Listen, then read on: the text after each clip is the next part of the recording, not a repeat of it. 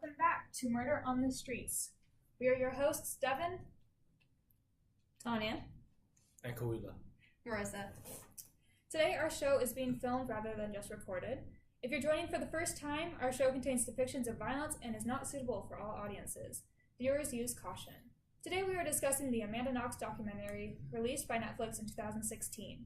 When asked if we agree with the findings or not, we are stuck in the middle on whether or not we agree, as there are facts that show her innocence and portray her as a victim, and facts that show that she could be guilty. Thanya and Marrissa are going to discuss some facts that come from the documentary and explain our perspectives. would you like to start, Marrissa? Okay. So Amanda Marie Knox was born July 9th, 1987 in Seattle, Washington. Knox apparently has a younger sister and two stepsisters, and then her parents are both divorced. Do you want to take this next one? Absolutely. She grew up in a middle-class neighborhood. Amanda Knox played soccer, and her athletic skill was actually what earned her the nickname Foxy Knoxy, according to her parents. It was a nickname that later, as shown in our research, was what came back to haunt her years later anyways. So, do you want to take first fact? Sure. So fun fact, she is a Cancer, and she is currently dating author Christopher Robin. Ooh. Clearly seen in pictures and all of that. Okay, and her middle name is Marie, like someone we know. Devin. Yeah, me. Okay, she was actually interrogated for 5 days. There was a weird moment where the police thought Amanda was guilty because Amanda panicked when questioned about the murder weapon because she slapped her ears and started frantically crying and freaking out because she was being questioned. Later, they said that she didn't do well when she was questioned. And they said that she was possibly having like flashbacks of the crime, and that's why she was panicking so much. And that's one fact that we feel could show that she's guilty, but at the same time, in my argument as to why she's innocent, I personally view people that react like that, everyone reacts to shock and stuff like that differently, and so that's possibly just how she reacted. I mean, other people just go silent and mute, like, there's different ways, so it's possible that she's innocent, possible that she's guilty. And then also, when they were conducting their crime scene investigation, the murder weapon, the knife, did have her fingerprint on it, but it was only a partial print. And later on in the film, it showed that. But it also had Meredith's DNA on the other end of the knife. Just saying. Okay, but like, what if she had picked up the knife to put it back in the drawer? No, it's funny. Like, But she hey, grabs it by let's the grab blade. it, Have you by guys the not blade. grabbed the knife by the blade? Let me grab I mean, the it knife happens. by the blade. Life happens. Quick. But then, You should be more but careful. Slightly. but then later on in the show, they talk about DNA contamination or crime scene contamination. So, did she really do it? Who knows? I think she didn't do For it. the record, Kawila and I both believe that Amanda Knox is innocent, and Them Tanya and too. Marrissa are stuck in the middle. Yeah, me and They don't Marissa know think what she to did it.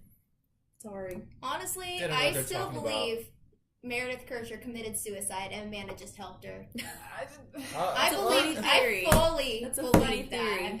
I support that. I'm gonna theory. be like Brian It's Bergera good. and say it was aliens. Okay. Why did she want to take her life though? Really? Like.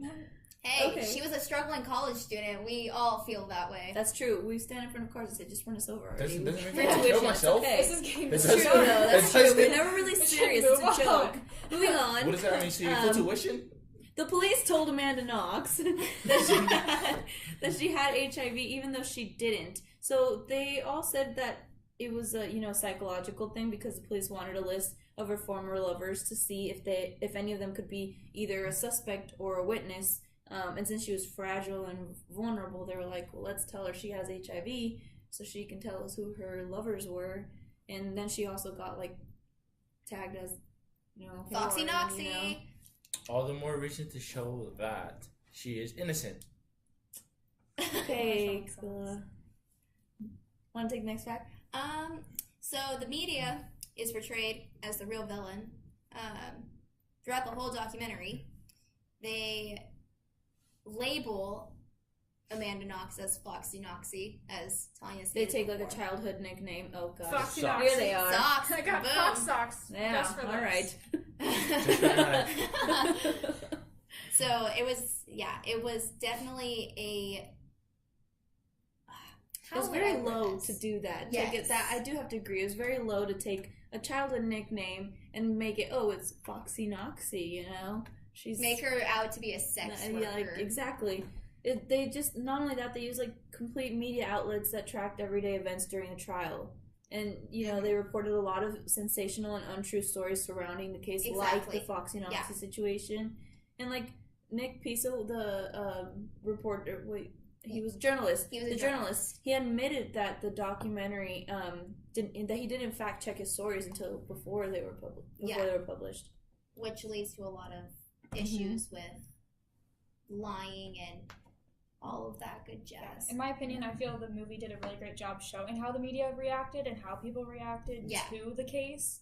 Because, I mean, there was crowds screaming that she was guilty and that she deserved to be killed and all these things. And it's like, it just goes to show they did actually a really good job incorporating videos from the actual trial, actual case in Italy.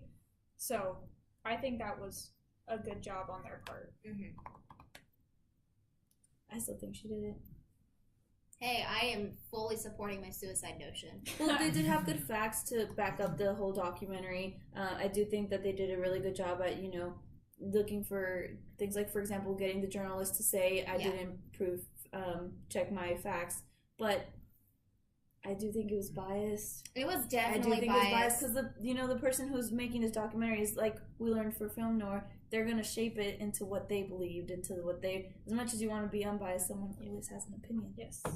You can never get all the facts either, so. You can try. Specifically with this documentary, too, they portray Amanda Knox as the victim, not necessarily Meredith Gertrude. Yeah, so they keep focused on showing Amanda, her like not Meredith. crying and all this stuff, and They definitely victimized her Yeah, more than they did absolutely. Meredith. Was it because she was a woman?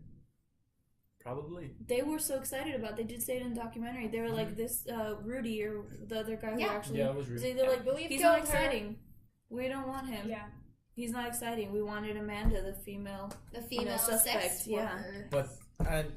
But then he was the last one to, I guess, to have seen her alive or actually been there before she got murdered. So. Okay, well, that is all the time we have on Murder on the Streets this week. Thank you for joining us tonight. We appreciate you guys for tuning in. This is Kawila Thanya. Marrissa. And Devin. signing off with Murder on the Street, saying case closed tonight.